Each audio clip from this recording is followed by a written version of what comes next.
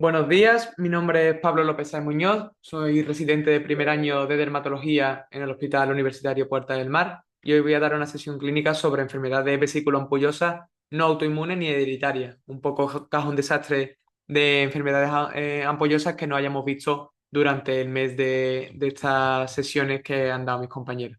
Estamos en Cádiz a 22 de diciembre de 2025, hace un día soleado, unos 12 grados con viento de poniente, un día bastante fresco.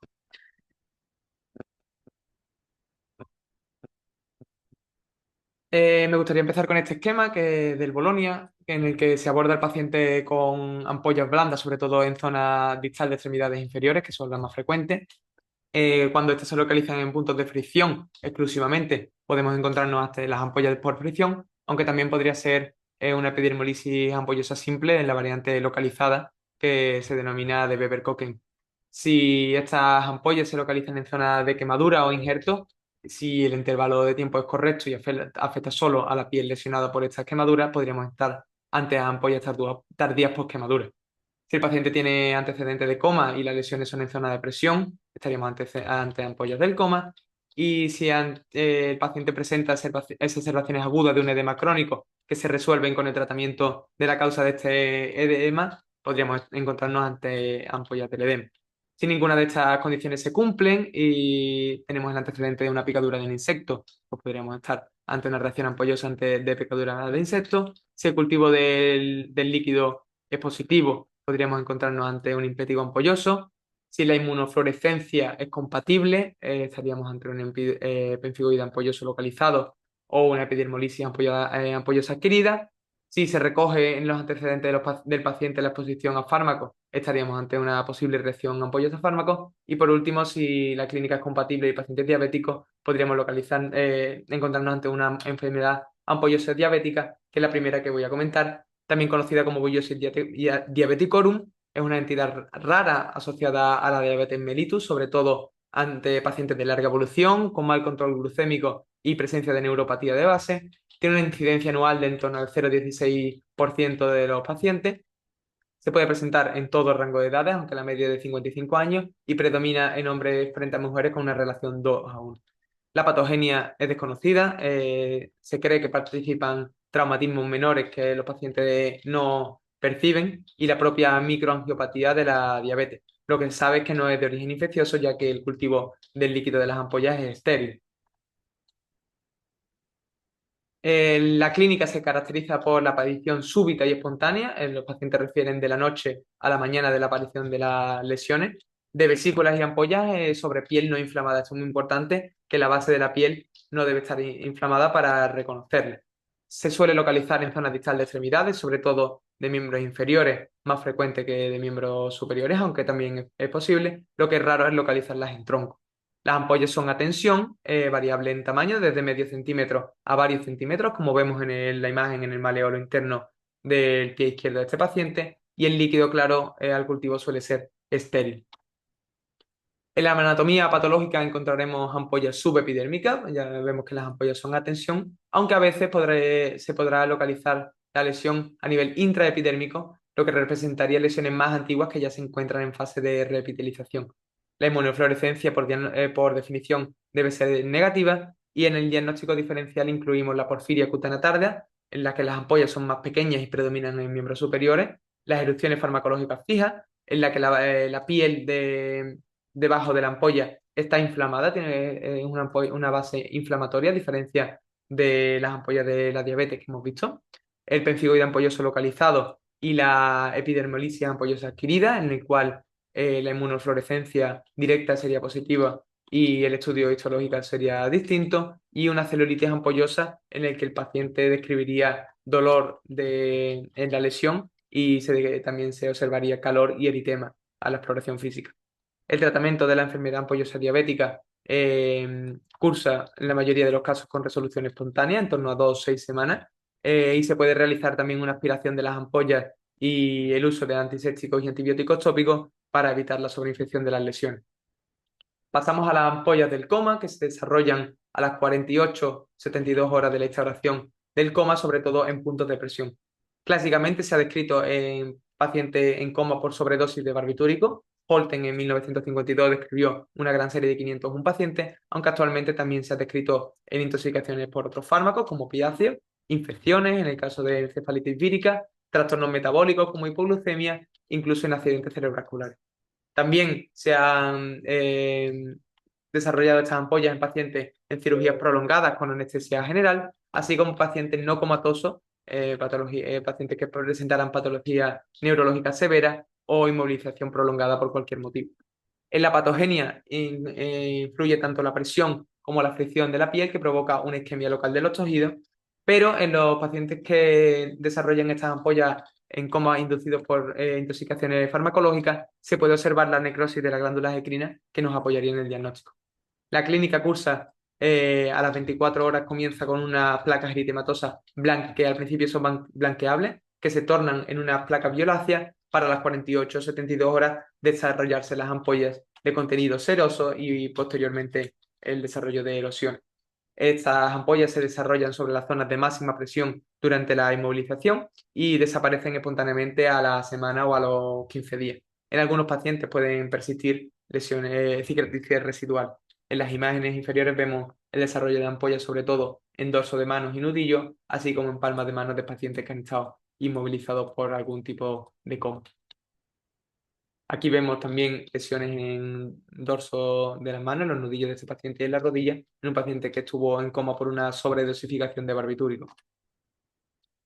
En la anatomía patológica, las ampollas son de localización subepidérmica. Hemos visto que los pacientes que padecen coma por intoxicación farmacológica podemos encontrar necrosis de la glándula sudoríparas ecrinas y es característico la ausencia o la escasez de infiltrado inflamatorio celular. El diagnóstico diferencial principalmente debe realizarse con las ampollas por fricción, en la que las ampollas son característicamente intraepidérmicas, justo por debajo de la capa granular. Para el manejo de estas ampollas, la mayoría de ellas cursa con curación espontánea y es muy importante la prevención mediante los cambios posturales en los pacientes. Pasamos a las ampollas por fricción, que hemos visto que el diagnóstico diferencial de la entidad previa son muy frecuentes en la población general, sobre todo en militares, deportistas y en pacientes que usen calzado nuevo a estrenar, y se produce debido a las fuerzas de cizallamiento por fricción y el roce repetitivo de cualquier superficie sobre la piel.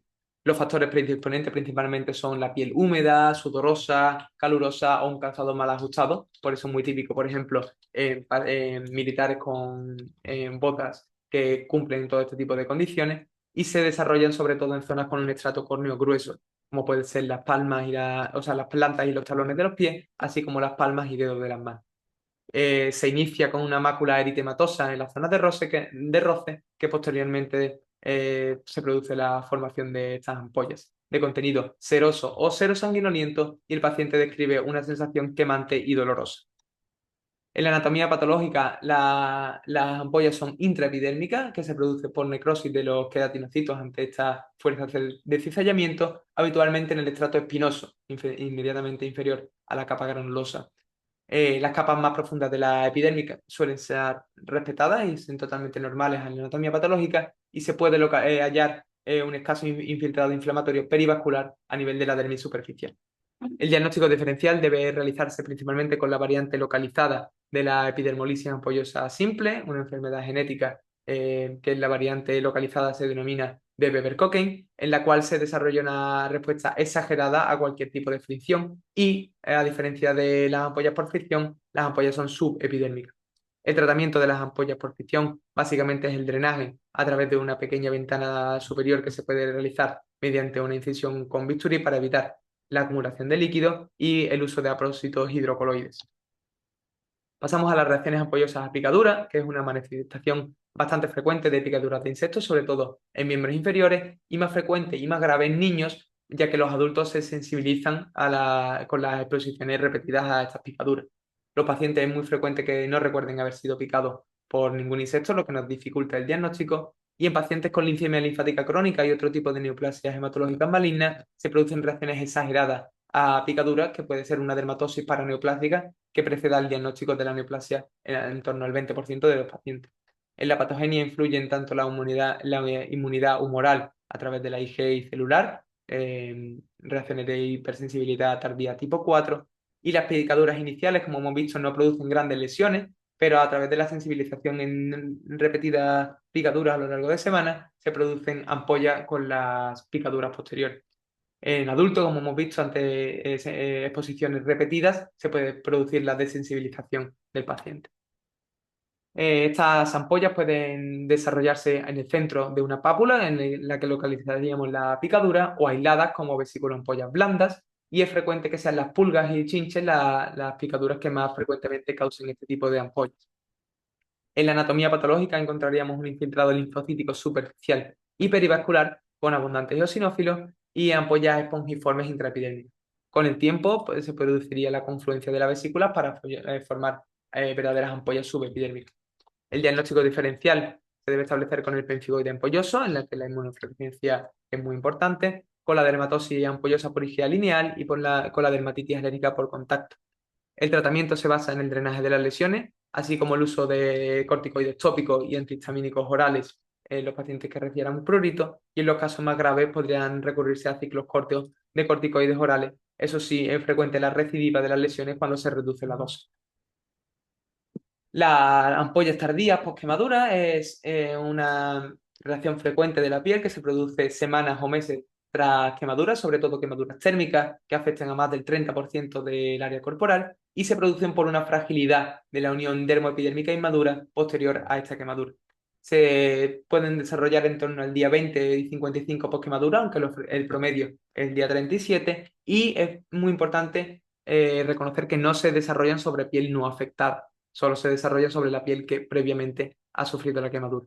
En la anatomía patológica encontraríamos ampollas subepidérmicas con un mínimo infiltrado inflamatorio, y a la inmunofluorescencia directa es frecuente la expresión disminuida de antígenos de la unión dermoepidérmica, como los colágenos tipo 4 o tipo 7 y la laminina.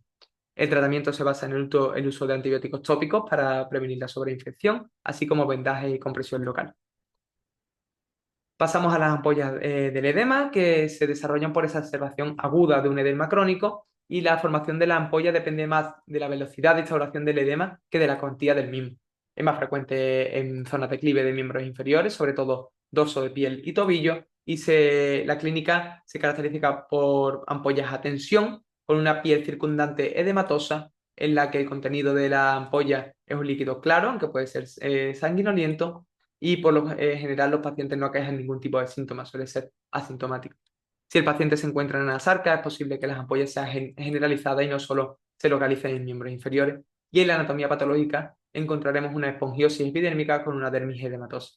El tratamiento básicamente es la resolución del edema, ya que estas ampollas desaparecen cuando el edema se resuelve, con el uso de diuréticos, elevación de miembros inferiores o compresión.